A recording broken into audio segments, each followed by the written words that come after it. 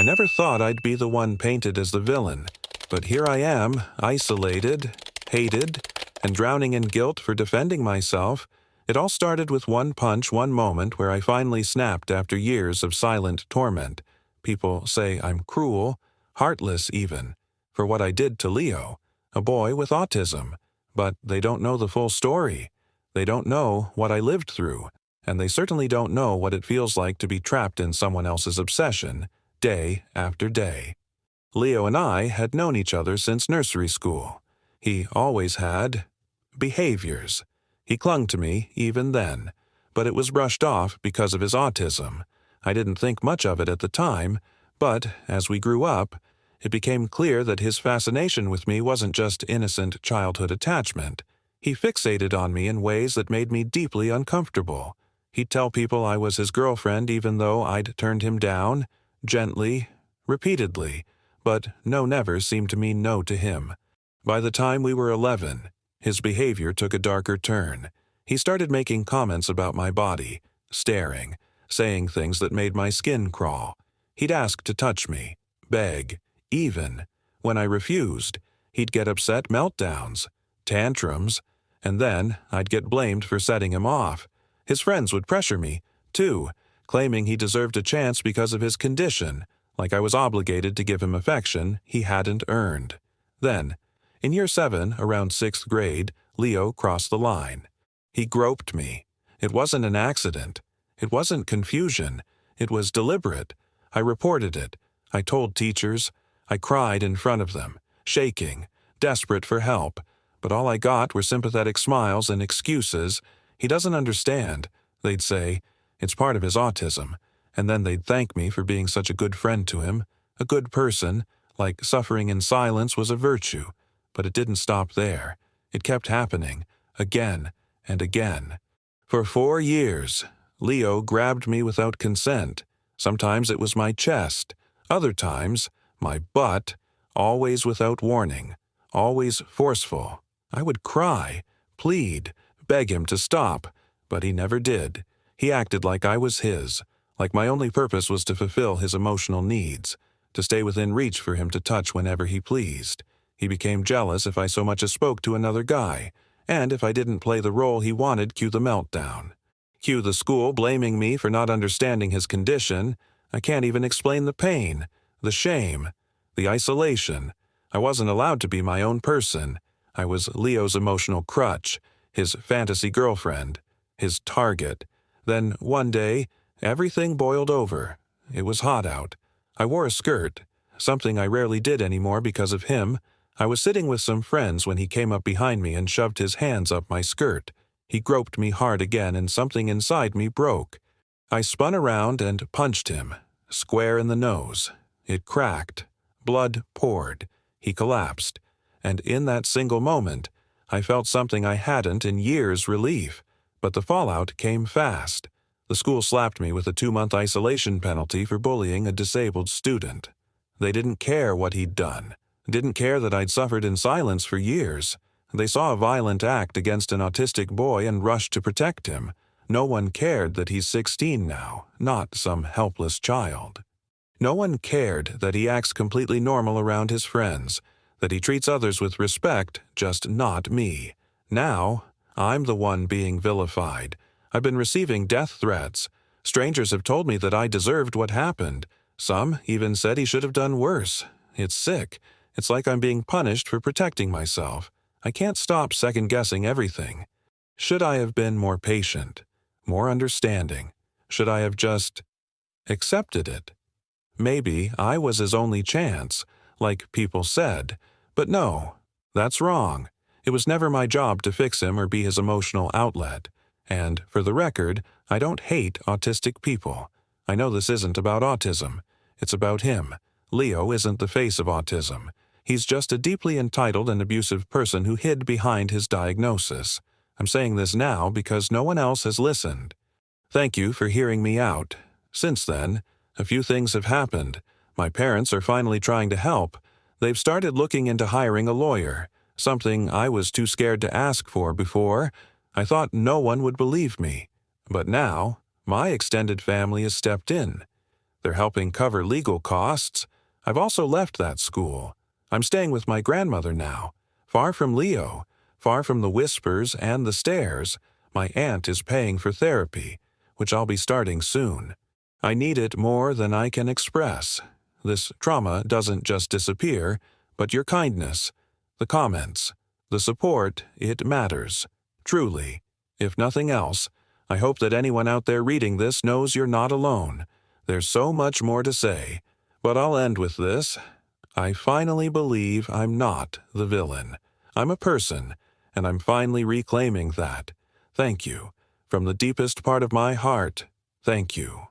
The support you've shown me since I posted my story has been overwhelming in the best possible way.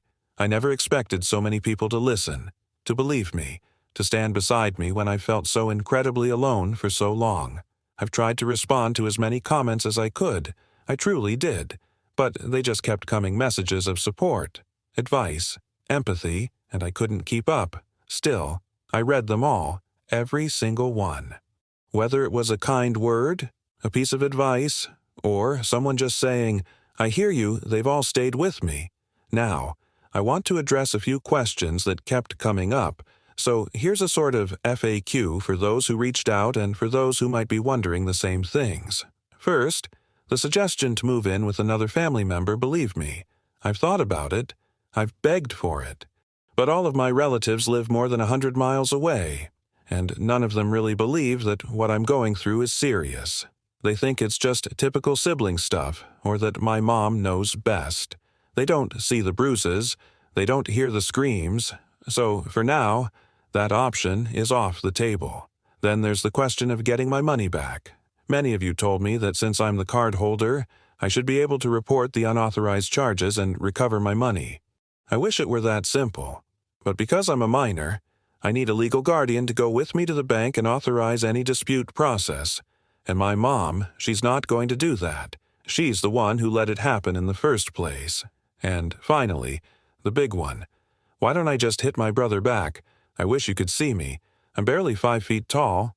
I'm 14. I'm not strong.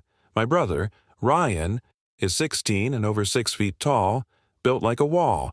If I fought back, I'd only end up more hurt than before.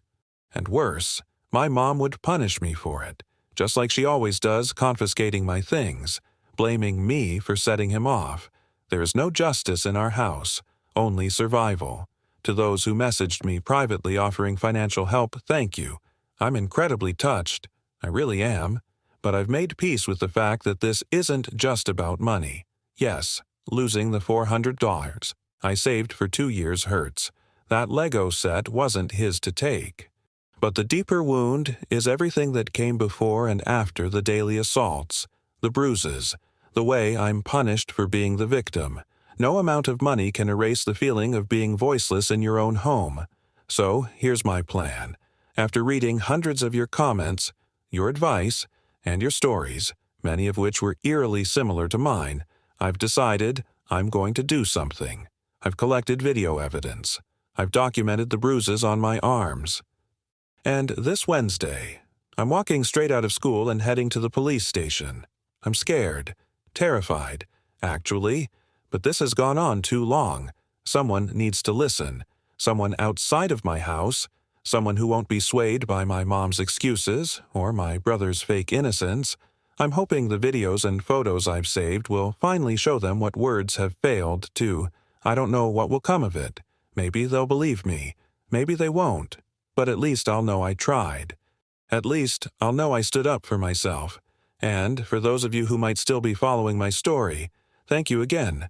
I saw 3 different TikTok videos pop up today about this story. That's insane. That people are actually talking about this, sharing it. It blows my mind. If you're new here and want to hear more real stories like mine, ones that are raw, honest, and unfiltered, please hit subscribe and tap the notification bell. These stories aren't easy to tell, but they deserve to be heard. And if you're someone out there who's been silenced by fear, by family, by shame, I want you to know you're not alone. Your story matters. And one day, your voice will shake the walls of the people who tried to quiet it. Thank you for being part of mine. This story offers a powerful, heartbreaking reminder of the importance of boundaries, belief, and justice, especially when those who are vulnerable are left unprotected by the very systems and people meant to safeguard them. At its core, this is a story about a young person who endured years of abuse under the shadow of a condition autism that was wrongly used as a shield to excuse deeply harmful behavior. It shows us how society often struggles to balance compassion for those with disabilities and accountability for their actions. The message is not one of blame toward a condition, but a clear call to recognize that harmful behavior, regardless of the person's background or diagnosis, still causes real trauma and demands real consequences. Another crucial lesson is the importance of listening to victims, especially young ones. Too often, cries for help are brushed aside because the abuser has power, status, or sympathy. This story reminds us that silence, inaction, and enabling can be just as harmful as the abuse itself. It also emphasizes the value of self-worth and courage, how speaking out, even when terrifying, is a radical act of reclaiming dignity. Finally, it highlights the role of community. Even when family and institutions fail, sometimes strangers on the internet, kind words from unknown voices, or the offer of help from those who've lived through similar pain can be the first step toward healing. We must remember that trauma doesn't always wear a visible face, and justice is not about who speaks the loudest, it's about who has been silenced the longest. Believe victims, support them, and never confuse survival with strength. It takes immense courage just to keep going. If you made it this far, thank you for listening to this powerful and emotional story. Stories like this remind us that behind every post, every comment, and every screen is a real person, fighting battles we may never fully understand. If you found value in this video, whether it made you feel seen, helped you reflect, or simply opened your eyes to a different perspective, please comment 1 below to let us know. Your support truly matters. Don't forget to subscribe to the channel and hit the notification bell so you never miss a story that matters. If this story moved you in any way, give it a like and share it with someone who needs to hear it. And most importantly, share your feelings in the comments. What did this story make you think about? How did it make you feel? Your voice adds to the healing, the awareness, and the community we're building here. Thanks again for being a part of this space. You're not alone, and your voice matters.